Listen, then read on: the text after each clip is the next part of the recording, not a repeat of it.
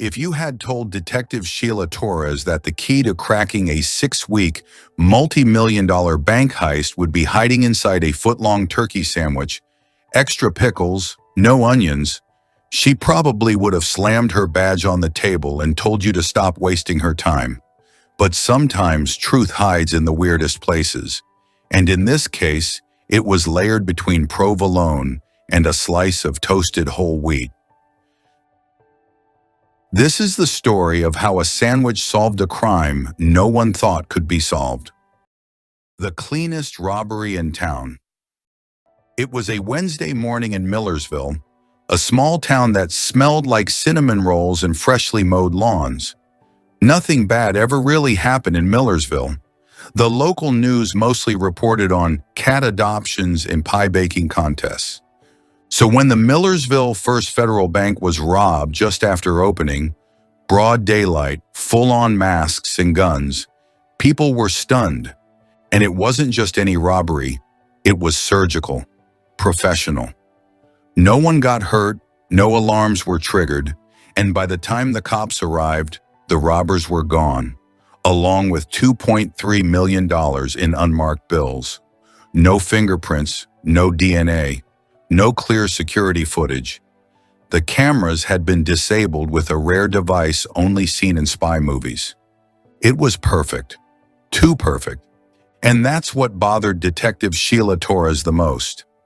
This was no random crew, she told her partner, Detective James Lynn, as they stood inside the vault, staring at the gaping hole where the cash had once lived. This was someone with experience. Someone who rehearsed. James nodded and pulled out his phone. You know what this smells like? What? He turned the screen toward her. A headline read, 3 years ago, $1.9 million vanishes in Florida bank job. Still no leads. Sheila narrowed her eyes. You think it's the same crew? I think it's more than a coincidence. They didn't know it yet, but that hunch was right. Kind of. The invisible clue. For weeks they chased shadows. Witnesses said the robbers moved like ghosts. The only real clue was a black SUV caught on a neighbor's Ring doorbell across the street. But even that plate came back as a rental that had been ditched an hour later. Detective Torres dug through rental logs, security firm logs, even traffic light footage. She and James followed lead after lead, and every single one led nowhere. Until Sheila, hungry and frustrated, wandered into a sandwich shop 2 blocks from the bank.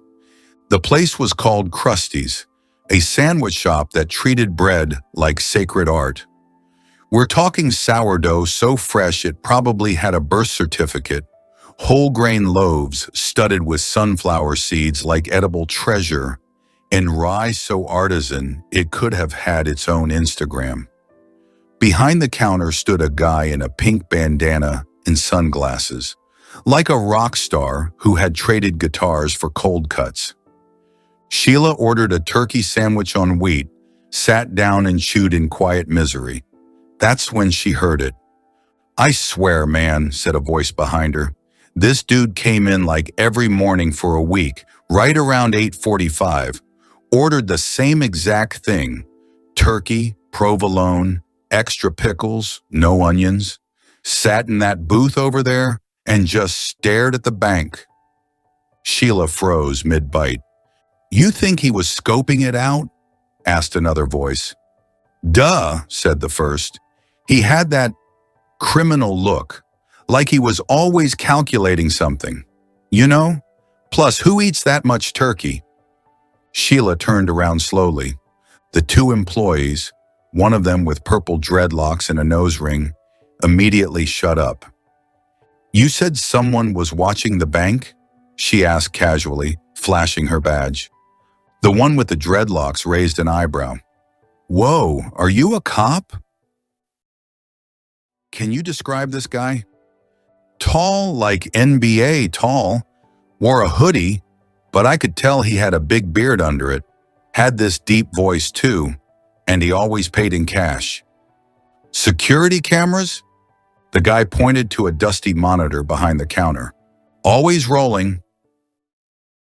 The sandwich creep. The footage was grainy, but there he was.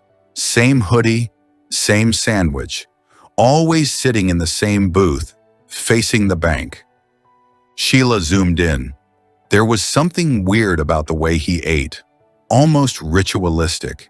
He'd pull the sandwich apart, check the layers, then reassemble it before each bite. It was odd. She ran facial recognition through the state system. Nothing.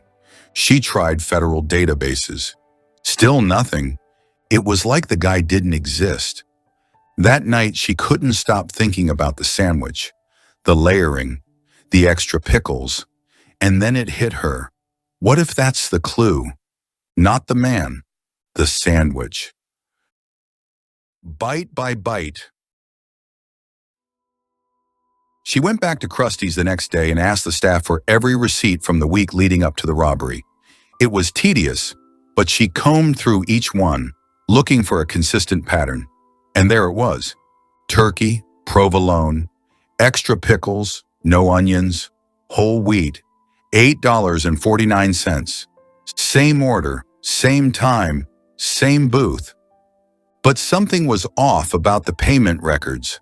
The cashier had said the guy paid in cash, but on 2 receipts the payment was by card. She checked the timestamps. Both payments were made on Monday and Thursday, different from the usual pattern. She pulled the card number. Boom! It belonged to a man named Elias Drexler, a former military comms specialist who vanished from public record 4 years ago. The ghost in the system. Looking into Elias Drexler's past was like following a trail that someone didn't want you to find. His military records had been completely wiped. No rank, no photo, nothing. It was like he'd never existed. But in some deep corners of the internet, people talked about a guy who was trained to break into high-security places and make sure no one could track him. He knew how to jam signals, avoid cameras, and disappear without leaving a trace. A ghost. Sheila guessed the crew had been sending different people to order the same sandwich, just to stay under the radar. But Elias had messed up. He used his real card twice, and that was enough to leave a trail. She ran Drexler's last known addresses, car rentals, bank statements, nothing. He was completely off-grid. But then she found a warehouse rented under a shell company in a nearby town. The lease had been paid in full, 6 months in advance. Too perfect, too careful, exactly what Sheila expected. She and James got a warrant and raided the warehouse. Empty, except for one thing, a single sandwich wrapper from Krusty's sitting on a crate. Taunting us? James asked. Sheila squinted at the wrapper. Or testing us. Sandwich number 46. They took the wrapper in for prints. It had one clear partial that wasn't in the system. Sheila was stuck, until Krusty's called again. "You're gonna want to see this," said the purple-haired cashier. "Your sandwich guy came back." Sheila dropped her phone. "What?" "Yeah, same order, same booth. But get this, he left in a white van with out-of-state plates." They pulled the footage. Same beard, same hoodie. But this time, he was wearing gloves when he left. Careful not to touch anything. Too late, buddy. Sheila had already called him back up. The van's plate led to a short-term rental tied to a cleaning service company out of Nevada, one that didn't exist. She ran the VIN. It was a stolen vehicle from Arizona. She smiled. He was getting sloppy. They tracked the van to an abandoned motel 30 minutes away. Inside, they found maps, blueprints, burner phones, and, yep, a mini fridge filled with turkey sandwiches. It wasn't just a heist. It was a series. Each sandwich had a sticky note with a number. 46, 47, 48. Sheila nearly choked laughing. They're using sandwiches to time their surveillance cycles. The twist. The team was ready to pounce. They set up surveillance on every Krusty's in a 100-mile radius. Within 2 days, another turkey sandwich was ordered. Same combo, same booth, different guy. This time a red-haired man with glasses. They followed him. He led them straight to Elias Drexler. But here's where things got weird. When the team broke in, they found Drexler tied up in a chair. Mouth taped, hands cuffed, alive. He blinked at them, stunned. Turns out he wasn't the mastermind, he was the fall guy. The real leader of the operation? The guy behind the sandwich counter at Krusty's. The one who had first described the sandwich creep.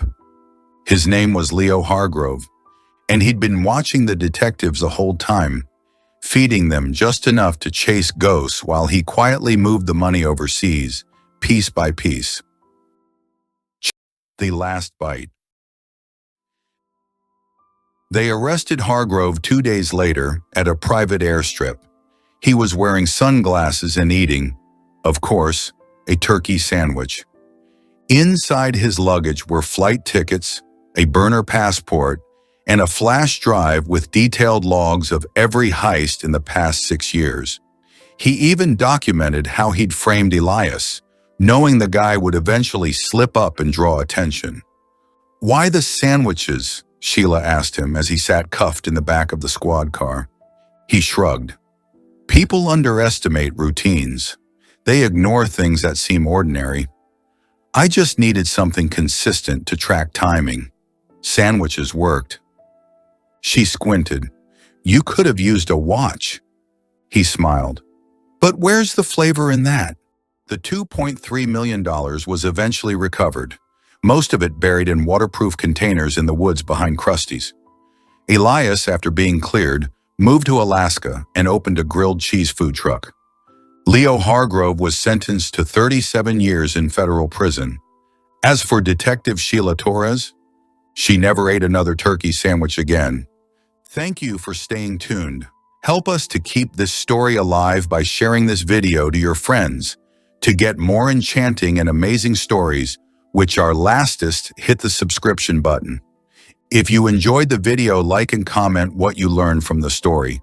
Until next time, stay tuned, stay safe.